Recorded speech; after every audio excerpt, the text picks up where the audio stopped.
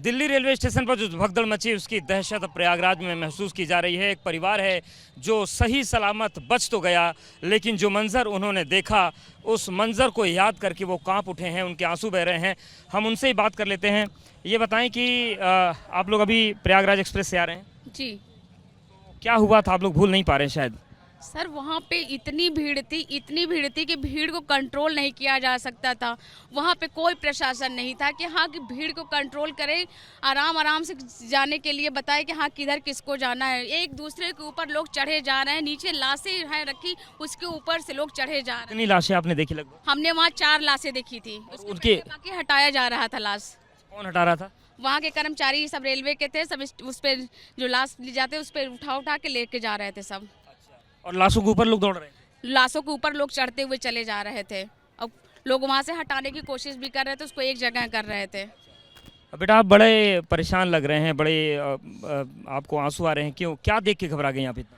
Uncle वहाँ जैसे हम लोग पहली चीज़ प्लेटफॉर्म पे जो राख था वहाँ पे हम लोग गए तो वहाँ पे इतनी ज़्यादा भीड़ जैसे लग रहा था संगम के किनारे जैसे भीड़ होती है वहाँ पे। फिर उसके बाद चलने के लिए जगह ही नहीं है, प्लेटफॉर्म गाइडेंस के लिए कोई वहाँ पे कोई पुलिस नहीं है, कोई भी। हमें लगा था कि चलिए ठीक है आगे थोड़ी भीड़ होगी, मे भी हो सकता है आगे जाते जाते थोड़ा सा कम हो जाएगा, पर नहीं, भीड़ बढ़ती जा रही थी।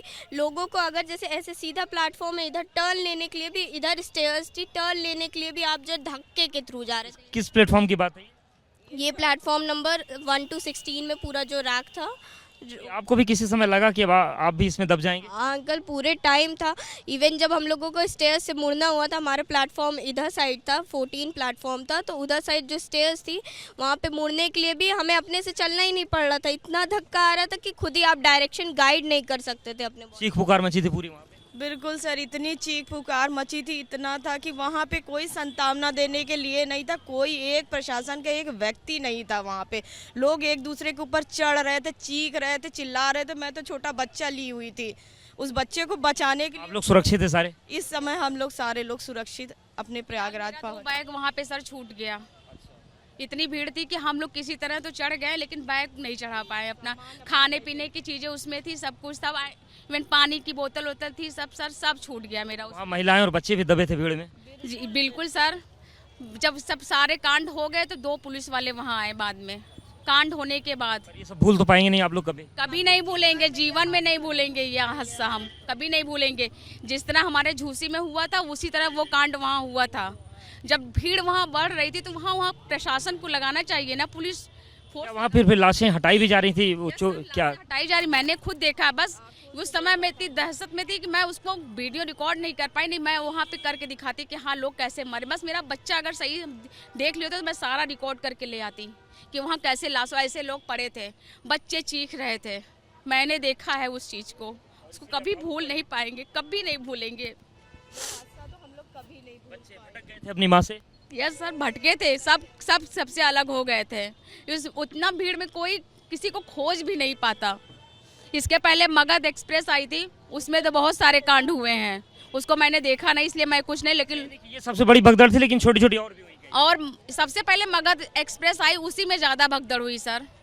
उसी से भगदड़ शुरू हुई है। पूरा स्टेशन चीख पुकार से गूंज रहा था? पूरा चीख पुकार से एकदम लोग बिलक रहे थे, रो रहे थे अपने परिजन को लेके वहाँ पे।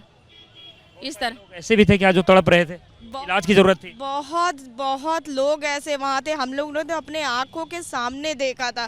चीख दूसरे को क्या कहे, हम लोग खुद चीख चिल्ला रहे थे कि सारे लोग कहाँ हो गए एक दूसरे। कोई मदद के लिए कुछ भी नहीं वहाँ पे था, कुछ भी नहीं था कि कोई अगर एक व्यक्ति हम लोग को आके कोई कि प्रशासन ने मरने के लिए छोड़ दिया था सब?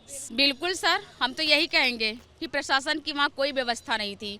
लोगों को बुला तो लिया आपने, लेकिन उस तरह हर चीज़ों को व्यवस्थित तो रखिए आप। नाम क्या है आपका? रंजना मौर्य, प्रयागराज से कहाँ से हैं? दरभंगा कॉलोनी। तो ये बताइए कि सबसे ज़्यादा चीज़ कौन सा आपको परेशान करी? बड़ी आप अभी भी सहमी लग रही हैं, क्या परेशान किया इतना आपको? वही जो अंकल, जो अभी अगर हम आपको सही बताएं तो पूरा स्टेशन से लेकर के ट्रेन के अंदर भी वही हाल था। हमारी रिजर्वेशन थी, हमारी रिजर्व टिकट्स थी, तब भी हमारे पे सीट हमें नहीं मिली थी। हम एक ही सीट पे बैठे हुए थे। लोग हम टीटी आए? टीटी नहीं आए, कोई टीटी नहीं आए थे। इवन रेलवे के जो अंदर एसी के डिब्बे में आते हैं ब्लैंकेट्स बांटने वाले, वो लोग भी नहीं आ रहे थे, कोई नहीं आ रहा था वहाँ पे। मतलब भगवान मालिक? बस कहते नहीं, ऊपर वाले का हम लोग शुक्रिया करते हैं कि हम लोग पहुंचाए से। सर वो हम ही लोग जानते हैं। लोग एकदम ठंड से कांप रहे थे, कंबल नहीं था, एसी, और इतनी भीड़, ये तसल्ली थी कि जान बच गई। बस जान बच गई सर। पूरे टाइम पानी के लिए तड़प रहे थे कि पानी मिल जाता 2 घोट। लेकिन सरकार तो बड़े बड़े दावे कर रही है कि हमने सारे इंतजाम संभाल लिए। सारे दावे उनके फ्लॉप हो गए, कुछ नहीं, सब झूठे दावे उन्होंने किया था। वो दावे किए हैं, हम मानते हैं, लेकिन वो वीआईपी वालों के लिए किया है, वो आम जनता के लिए नहीं है। तो मोदी जी, योगी जी कुछ कहना चाहेंगे? अब यही कहना चाहेंगे कि अगर हो सके तो जो गरीब व्यक्ति है, मिडिल क्लास फैमिली वाले लोग हैं, उनके लिए भी कुछ करिए, प्लीज़ कुछ करिए उनके लिए भी, क्योंकि आपके जो वीआईपीज आते हैं और जो आपके जो उनके लिए तो हम तो लोगों से यही कहेंगे, मेरी हाथ जोड़ के उनसे प्रार्थना है, विनती है कि लोग महाकुंभ ना आए, ज़्यादा अच्छा है, अपने घर पे रहें, सेफ रहें। कितने लोगों की लाशें देखी आपने? लगभग हमने सर 4 लोगों की लाश वहाँ पे देखी। अपने आँख के सामने हम लोग तो बच्चों को देखे हैं सर, छोटे बच्चे, मृत्यु हो गई थी उनकी? मृत्यु हो गई थी। 2, हाँ, एक बच्चा था जिसके 2 महिलाएं थी और 1 पुरुष था। 4 लोग थे। आँख के सामने देख के आए बाकियों को हुए। सर तो हटा दिए थे ये लोग, हटा रहे लाशें छिपाई जा रही? हाँ, लाशें छिपाई जा रही थी, मैंने खुद देखा। हमके देख लो, ये इस तरह से लोग हैं किधर ले जा रहे थे वो लाशें? सर। रेलवे ट्रैक से उतार के वो लोग उधर ले जा रहे थे। ये सारी चीज़ें आप लोगों ने देखी? Yes sir. चलिए, आप लोग सही सलामत है, इसके लिए भगवान का शुक्रिया है। और देखिए, ये परिवार आया है, बचकर आ गया है और भगवान से प्रार्थना कर रहा है, धन्यवाद दे रहा है। लेकिन ये जो 3 लोगों की बातें हैं, ये बताती हैं कि कितना भयावह मंजर था, और दिल्ली रेलवे स्टेशन से जो बचकर प्रयागराज पहुंच गया, वो वाकई खुशकिस्मत है।